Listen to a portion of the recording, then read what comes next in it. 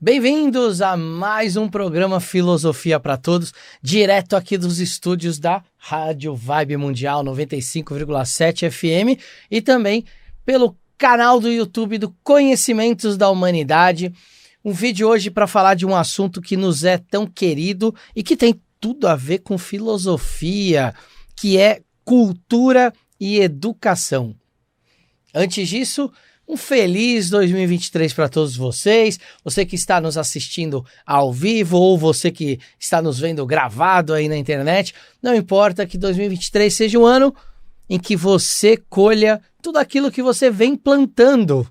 Olha, então cuidado com o que você planta para você colher coisas muito boas nesse ano de 2023 e não só nesse ano, mas também durante aí toda a sua vida, ok?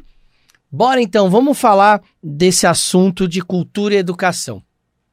Cultura e educação não são coisas novas na história da humanidade. São coisas que a gente fala desde que nós começamos a nos organizar em termos sociais. Para vocês terem uma ideia, a palavra cultura ela é uma palavra relativamente nova. Ela é uma palavra provavelmente que deriva de um termo que representava folclore dentro da cultura germânica, mas é uma palavra muito nova perto da história da humanidade. Talvez ela seja uma palavra aí com 500, 600 anos no máximo, e olhe lá. Mas o conceito de cultura, ele já existia. Ele talvez não era um conceito como nós temos hoje. Vamos tentar entender como era o conceito de cultura no passado. O que era a cultura? Era basicamente uma forma de eu medir até onde ia a influência política de um local. Então, por exemplo, vamos pegar os egípcios, que é uma cultura super forte, que a gente super conhece, a história dos egípcios, as pirâmides, os templos, as grandes realizações de construção, de medicina, de lidar com os mortos. Os egípcios, então, eles tinham ali o país deles. Mas como eles eram grandiosos, eles acabavam tendo uma influência nas outras nações que iam além das fronteiras. As pessoas de outros países que iam lá e se maravilhavam com tudo aquilo, elas olhavam para aquilo e falavam, nossa, esse país é incrível, eu quero fazer isso lá onde eu tô também. Eu quero construir um monumento gigante. Esse tipo de influência é o que a gente chama de influência cultural. Claro que eu não estou falando aqui, gente, só de arquitetura, mas eu estou falando, por exemplo, dos gregos que foram lá no Egito, beberam da fonte filosófica, beberam da fonte religiosa, da fonte médica, e aí trouxeram isso para a Grécia com uma roupagem grega, mas nada mais era do que uma influência egípcia. E aí a gente está falando da cultura. Então o que é a cultura? Tudo aquilo que um povo acaba produzindo com uma identidade própria dele. Então a cultura do Brasil é uma cultura que tem influências de vários lugares diferentes por causa do nosso processo de imigração, por causa da nossa criatividade enquanto povo brasileiro. Nós somos um povo que criou estilos musicais, nós temos religiões que foram criadas aqui no Brasil, nós temos arquiteturas que foram criadas aqui no Brasil. Então, o Brasil é um país, por exemplo, culturalmente muito rico. Quando a gente vai olhar as tradições gauchescas ou as tradições de Manaus, ou do Nordeste, ou da região Norte, Centro-Oeste, Sudeste, enfim, todas as regiões do Brasil, a gente tem tradições que são regionais, tradições que são estaduais, tradições inclusive municipais. Certas cidades têm tradições que são muito específicas daquela cidade.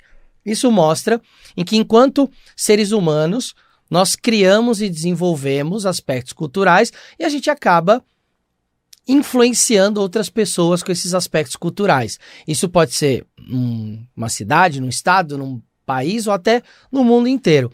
A própria humanidade passou por períodos de colonialismos que algumas culturas predominavam. Para vocês terem uma ideia, durante boa parte da Idade Média, a língua oficial que os nobres falavam era o francês, porque o francês era considerado uma língua nobre.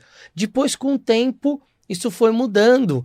E aí hoje, a gente quando olha para o mundo inteiro, a língua mais comum de ser usada para trocas culturais hoje é o inglês. Quando a gente fala em termos mundiais, né? Então, o inglês não é a língua mais falada no mundo, mas ele é a língua mais usada basicamente nas relações de troca. Então, o inglês se tornou uma influência cultural muito grande, ok? Mas vamos voltar lá para trás. Vamos voltar para os nossos amigos filósofos. O que eles diziam sobre a cultura? Então eles começaram a sacar, mesmo sem ter esse nome, o que era cultura, eles começaram a sacar que a cultura ela era algo que fortalecia o povo. Quando esse povo ele tinha uma cultura própria, um reconhecimento próprio dessa cultura, ele acabava se tornando uma referência para outros povos. E isso fazia com que outros povos, muitas vezes até se acoplassem àquele país. Vou pegar um outro exemplo para vocês entenderem o que eu estou querendo dizer. Todo mundo aqui vai lembrar dos vikings, vai lembrar dos nórdicos, aquela galera que durante ali os anos 700, 800, 900, anos 1000, fizeram lá, pilharam a Europa, atacaram a Europa, ficaram super famosos, viraram série hoje em dia, enfim. Os vikings, de uma hora para outra, deixaram de existir. Por quê? Porque começou a ter uma influência cristã muito forte nesses países, e essa influência, ela não foi uma imposição militar, ela foi uma imposição cultural. Por quê? Esses caras, os vikings, eles sabiam que eles eram um povo mais simples. Eles não tinham tantos recursos naturais. E por isso que eles atacavam outros países, para roubar ouro, para roubar escravos, para escravizar pessoas, né? Também roubavam escravos, mas enfim, tinham essa coisa de roubar as coisas porque eles não tinham. Então eles faziam esses ataques como uma forma de enriquecer, de suprir necessidades de alimento da população deles.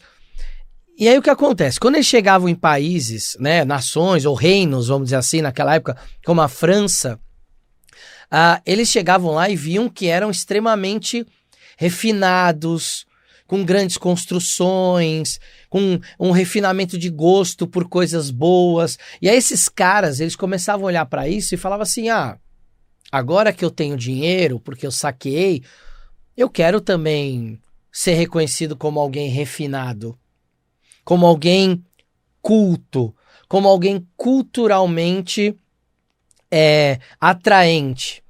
E aí esses caras começaram a replicar os comportamentos dessas nações que eles atacavam, que militarmente ali tinham problemas para conter eles, mas em termos de cultura, de produção cultural, de construção de catedrais, ou de construção de grandes edifícios, ou de produções artísticas, eles eram muito, muito, muito fortes.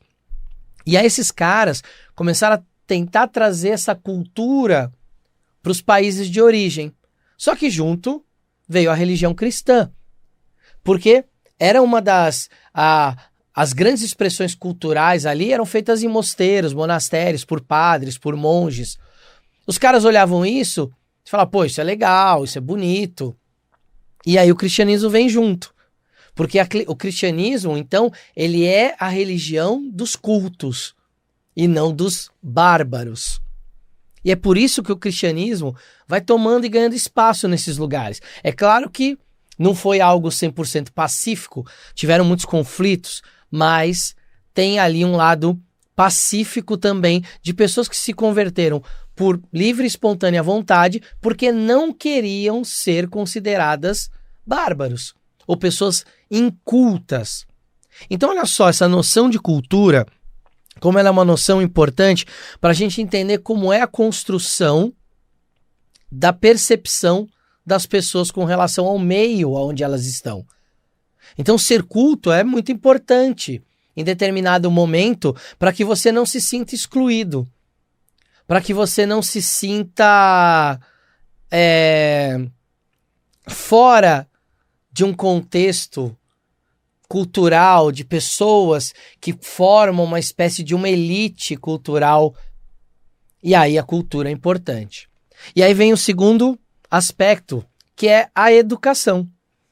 A educação, então, ela vai ser algo importante para trazer essa cultura, para ensinar para as pessoas o que é uma elite intelectual, por exemplo. O que é considerado culto? Como é que a educação começa? Ela vai começar de maneira não estruturada. Ela vai começar de uma pessoa ensinando o seu ofício para outra, de pai para filho, passando de tradição em tradição, isso indo lá para os nossos ancestrais, 10, 15, 20 mil anos atrás. E com o tempo, ela vai passando a ser algo um pouco mais sistematizado. Quando, por exemplo, você tem no meio religioso os grandes xamãs pegando aprendizes e aí estruturando ali uma forma de passar todo o conhecimento para esses aprendizes.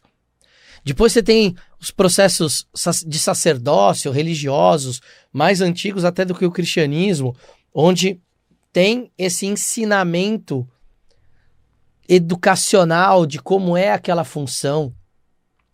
E aí você começa a ter o Estado, na figura do rei, do faraó, do imperador, daquela pessoa ali que é o líder daquele local, começando a criar processos de educação para que você tenha, por exemplo, uma educação militar e tenha um bom exército.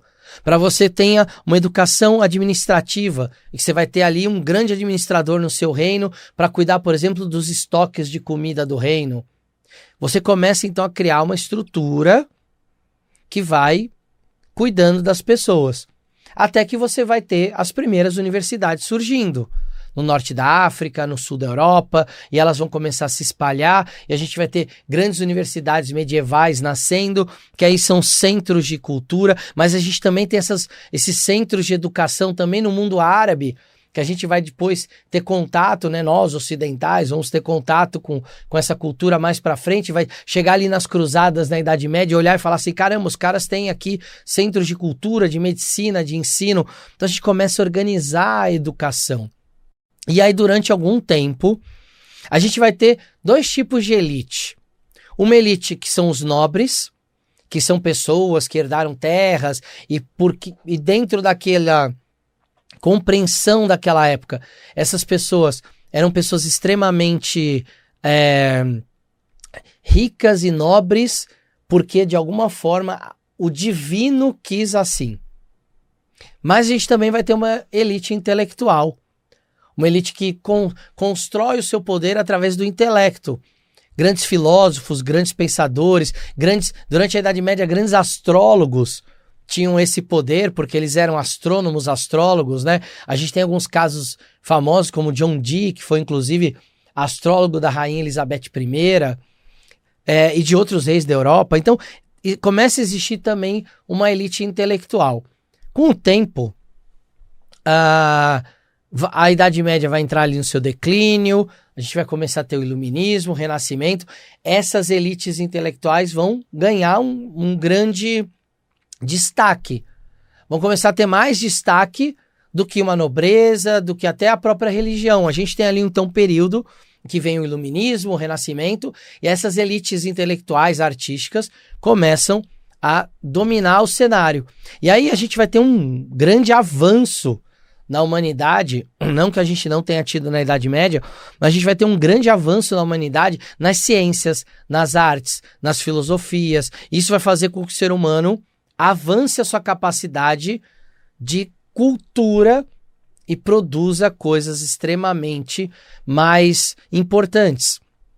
É aí que a gente vai começar a desenvolver os primeiros grandes remédios, descoberta da penicilina pelo Fleming, a gente vai ter o renascimento de um ocultismo mais filosófico e científico para trazer as coisas para uma racionalidade maior, mesmo dentro do meio místico.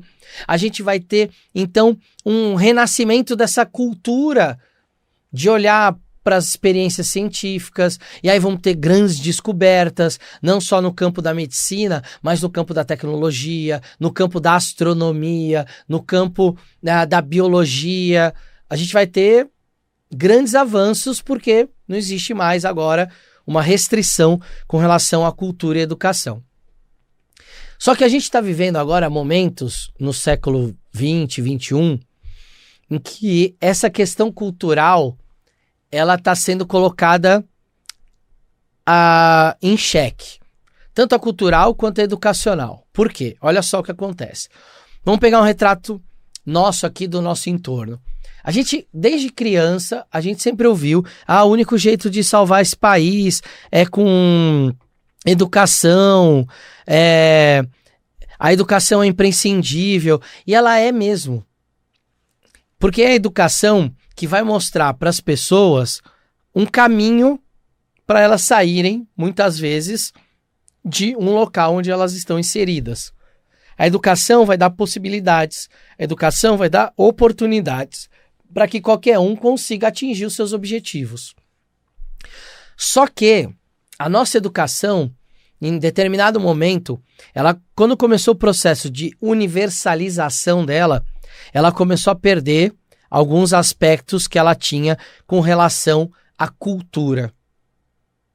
A nossa educação começou a ser um pouco mais massificada, um pouco mais universalizada, e a gente começou a perder um pouco o nosso contato com a cultura. E aí, a gente passa a ter agora uma elite que é mais econômica do que cultural. Então, quando a gente olha para o que a gente quer ser, lembra dos vikings que olhavam para os cristãos e queriam ser aquilo e acabaram se tornando cristãos para não serem bárbaros? Hoje, olha o que acontece. A gente olha hoje para as redes sociais e a gente vê pessoas que têm ali um ganho, alguma coisa, e que ostentam certas conquistas financeiras. E, ok, não tem problema em você ter as suas conquistas financeiras. A questão é o que a ostentação provoca. A ostentação, ela provoca no outro um desejo de ter aquilo e não de ser aquilo. E olha essa diferença. Você já deve ter ouvido muito falar sobre o ser e o ter. E mesmo que você fale assim, não, eu quero ser aquela pessoa, eu quero ser rico. Mas na verdade não existe ser rico. Existe ter coisas que vão fazer com que você seja considerado rico. Você entende isso? Que você, se não tiver, você não é aquilo. É diferente de quando você tem conhecimento e as pessoas falam que você é sábio. Você tem um conhecimento. Aquilo te torna um sábio. A partir do momento que você passa a ser algo que tem um conteúdo para ser preenchido por aquele algo. Então a questão do ganho ou da ostentação de ter alguma coisa, ela é natural do trabalho do ser humano, é a recompensa, isso está tudo certo. Nenhum juízo de valor com relação a isso. Mas a hora que a gente começa a guiar a nossa sociedade pelo carro que o cara tem, logo eu quero ter aquele carro, pela casa que a pessoa tem, logo eu quero ter aquela pessoa, pelo número de seguidores que a pessoa tem, logo eu quero ter aqueles seguidores. Percebe como a nossa elite, ou seja, as pessoas que estão sendo os nossos exemplos, elas são uma elite muito mais de imagem do que de cultura? Quando foi ali que a gente parou de admirar grandes pensadores e passou a admirar alguém que faz uma dança? E de novo, gente, eu não tô aqui fazendo juízo de valores. A pessoa que faz a dancinha, ela tem lá o direito dela de fazer o que ela quiser, de fazer a dancinha. Mas aquilo deveria ser olhado muito mais como um entretenimento, alguma coisa que nos distrai, nos diverte, e que se eu quiser, de alguma forma, monetizar, tá tudo certo, de novo, sem juízo de valor. Mas, voltando, a gente passa a admirar isso. As nossas crianças passam a ter isso como referência. E aí você deixa de ter, por exemplo,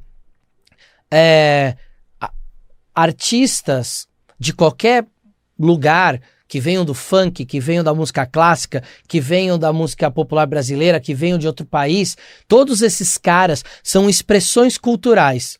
A gente para de admirar a arte que é feita, a cultura que é feita, que tem ali a tradução de uma parcela da população, que seja alguém que gosta de música clássica, alguém que gosta de funk, não importa. A gente para de admirar isso e começa a admirar mais, olha, vou fazer aquilo ali, que aquilo ali dá dinheiro e é isso, eu quero ter tal carro porque eu quero postar foto com tal carro. A gente transferiu a nossa cultura, a nossa educação de uma maneira em que a gente tem que tentar ter nossas referências culturais, voltar a ter isso, voltar a ter um pouco disso, porque senão a gente vai se perder enquanto povo. A gente não tem mais uma referência numa pessoa que é inteligente, uma pessoa que sabe muito sobre um assunto, sobre uma cultura, ou um artista que tem uma produção cultural interessante. Não, a gente se volta a coisas simples, coisas do dia a dia, que não são algo que te provoca, que te tira da sua zona de conforto, que é aquela coisa que o artista, quando produz a arte, para divertir, mas também para, de alguma forma, te fazer refletir e pensar.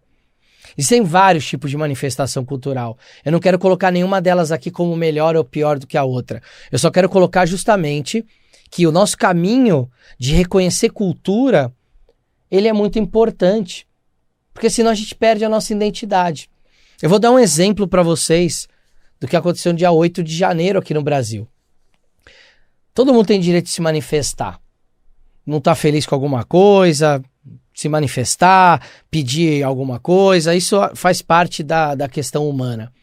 Mas, por exemplo, no dia 8 de janeiro, uma galera invadiu prédios de órgãos públicos aqui no Brasil, e uma das coisas que foi atacada foi a cultura. Quadros foram rasgados, presentes que foram dados por outras nações como símbolos de trocas culturais foram destruídos. Uma série de bens culturais do Brasil foram completamente destruídos. Então, quando você olha para isso, você olha assim, caramba, será que as pessoas que estavam entrando ali, que rasgaram o quadro As Mulatas do Di Cavalcanti, sabem o que é aquilo? Não sabem. Será que quem destruiu ali um presente do imperador do Japão, um relógio que foi dado para a família de Dom João VI, essas pessoas sabiam o que era aquilo? Não tinham a menor noção, olharam para aquilo como um objeto a ser destruído. E isso é um sintoma da falta de cultura do nosso povo. Muitas dessas pessoas que estavam lá se consideram uma elite brasileira, porque são, entre aspas, empresários. Mas que elite é essa? Que entra num lugar cheio de obras de arte, com a história do povo brasileiro e destrói tudo. Rasga.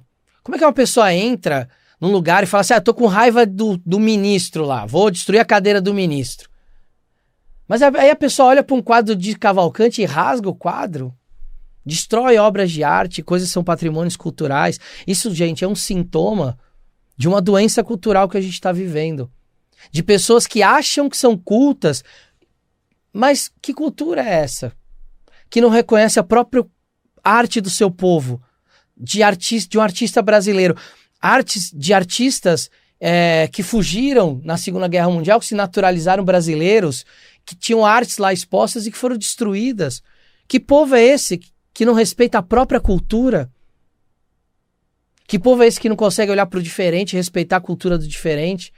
Que na hora que faz um negócio desse, destrói símbolos da cultura nacional. Será que os nossos amigos filósofos da antiguidade estariam felizes de ver isso? Fica essa reflexão, porque a gente fala tanto, a gente generaliza, o povo brasileiro não tem cultura, não tem cultura. Vamos olhar um pouco para nós mesmos. Será que a gente também tem?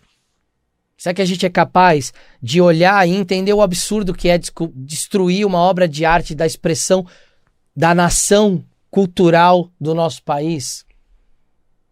Será que isso não é uma baita de uma facada no nosso coração, na verdade? A cultura é o coração de um povo. Quando a gente perde a cultura de um povo, esse povo perde a identidade. Foi isso que aconteceu com os vikings, foi isso que aconteceu com um monte de povos que foram absorvidos pelo Império Romano, e eu espero de verdade que isso não aconteça com a gente aqui no Brasil. Vamos pensar na cultura, vamos pensar na nossa educação, e vamos pensar de uma maneira inteligente. Fica essa provocação, essa reflexão para vocês, para que vocês tenham uma boa noite de sexta-feira aqui que estão ouvindo a Rádio Vibe Mundial. Para você que está nos vendo aí no Conhecimentos da Humanidade, um beijo no coração de vocês e até o próximo programa.